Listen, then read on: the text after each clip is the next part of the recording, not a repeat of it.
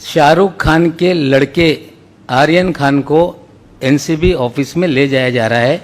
आप लोग देखें, फिर उसकी मैं डिटेल आपको दूंगा।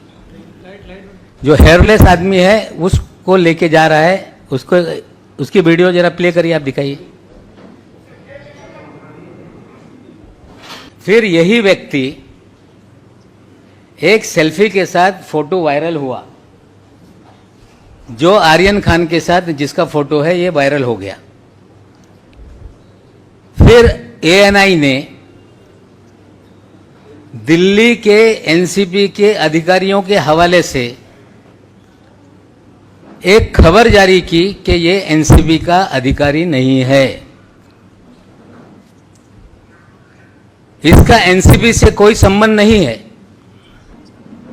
यही सबसे बड़ा सवाल है कि ये व्यक्ति कौन है। अगर ये एनसीबी का अधिकारी नहीं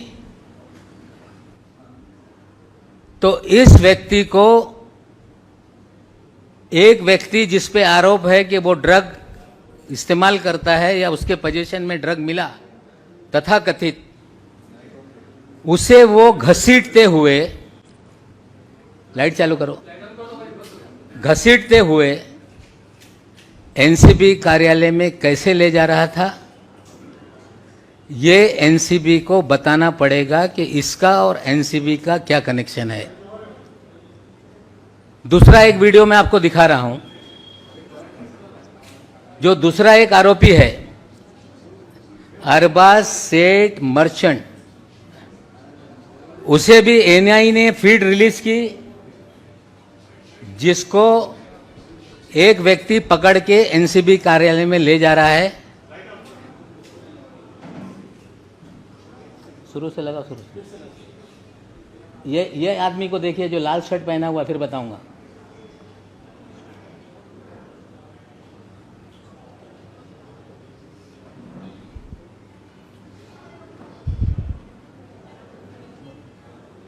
जो मरून शर्ट वाला है, मैं इसको दे देता हूं, आपको देख लेना आप लोग। दोनों फीड ये एनआईए एजेंसी ने जारी करने का काम किया है। पहले वाले से एनसीबी ने कहा कि हमारा कोई ये अधिकारी नहीं है। पहले वाले का नाम है केपी गोसावी। जो दूसरा वाला व्यक्ति है जो अरबाज को ले जा रहा है, उसका नाम है मनीष भानुशाली।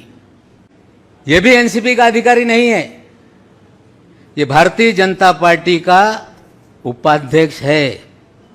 इसकी प्रोफाइल पे जो जो फोटो है लोगों को दिखाने का काम करो। मनीष भानुशाली का, मनीष भानुशाली और फोटो नेक्स्ट नेक्स्ट। राष्ट्रीय है, मुंबई का है, ये बीजेपी बताएगी। उपाध्यक्ष लिखा हुआ है उसके प्रोफाइल पे। इन महाशय के फोटो देश के प्रधानमंत्री मोदी जी के साथ हैं। मनीष भानुशाली के फोटो अमित शाह जी के साथ हैं। मनीष भानुशाली के फोटो देवेंद्र फडणवीस के साथ हैं। मनीष भानुशाली के फोटो गुजरात के कई मंत्रियों के साथ हैं।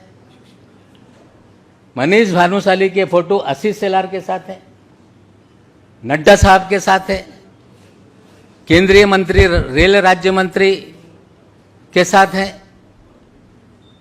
एनसीबी को बताना पड़ेगा कि मनीष भानुशाली लाइट के और एनसीबी के क्या रिश्ते हैं। दो हाई प्रोफाइल एक्यूज, एनसीबी ने दावा किया कि क्रूज पे हमने छापा मारा, 3 दिन तक प्लानिंग चलती रही, 26 अधिकारियों के जरिए रेड की गई और जोनल ऑफिसर ने स्टेटमेंट दिया था कि हमने 8 से 10 लोगों को डिटेन किया है। उनकी भी बाइट है, मैं आपको थोड़ी देर में दिखाता हूं। बाद में खबर आई कि 8 ही आदमी थे। एक अफसर जो पूरी तरह से रेड को मॉनिटर कर रहा है, वेग स्टेटमेंट करता है कि 8 से 10 लोग थे। या तो 10 लोग रहे होंगे, 2 लोगों को छोड़ा गया। या 8 ही लोग थे, किसी और 2 लोगों को फ्रेम करने की साजिश एनसीबी ने की थी, ये स्पष्ट हो रहा है। और कुछ चीजें हैं, पहले वो बता देता हूं, फिर चीजों को फिर विस्तार से एक्सप्लेन करता हूं। जब ये सारा मामला शनिवार रविवार को टेलीविजन पे चल रहा था, रविवार को 8:30 बजे एनसीबी ने कुछ फोटोग्राफ और एक वीडियो रिलीज किया है क्राइम रिपोर्टर्स को। यह है वो फोटो। ये सारे फोटो कई चैनल पे चलाए गए। क्लेम किया गया कि इसमें चरस है, क्लेम किया गया कि इसमें कोकीन है, और फोटो क्लेम किया गया कि इसमें कोई केमिकल की टेबलेट्स है, और ये हमने सीज किया है। किसी भी रेड में सीजर करते समय उसका एक प्रोसीजर है, एनडीपीएस एक्ट में भी प्रोसीजर है। खबरें प्लांट की गई कि क्रूज से हमने पकड़ा है, लोगों के पास से हमने ये बरामद किया है। ये कोई भी मामला जो सैंपल के फोटो जारी किए गए, ये दिल्ली के एनसीपी से लोगों को जारी किया गया है। ये फोटो किसी क्रूज के नहीं है, ये फोटो किसी क्रूज टर्मिनल के नहीं है, ये फोटो जोनल डायरेक्टर के केबिन के अंदर के फोटो हैं। उसकी भी एक छोटी वीडियो आपको दिखाता हूं। वीडियो चला, वीडियो।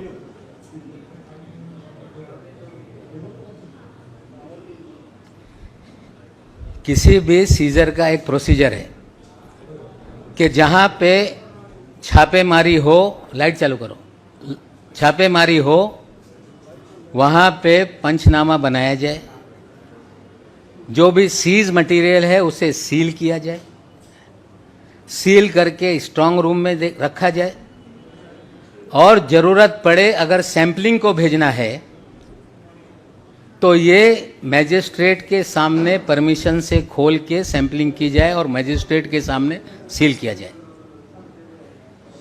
ये सारे वीडियो और फोटो ये बताते हैं कि क्रूज पे कोई भी सीजर नहीं हुआ। ये सारे वीडियो फोटो बताते हैं कि ये वीडियो जोनल डायरेक्टर के कार्यालय का है। या तो ये पूरा मामला फर्जी बनाया गया है, पब्लिसिटी के लिए बनाया गया है, मामला न्यायालय में है। जिनके खिलाफ मामला है वो कोर्ट के सामने अपने तथ्य रखेंगे।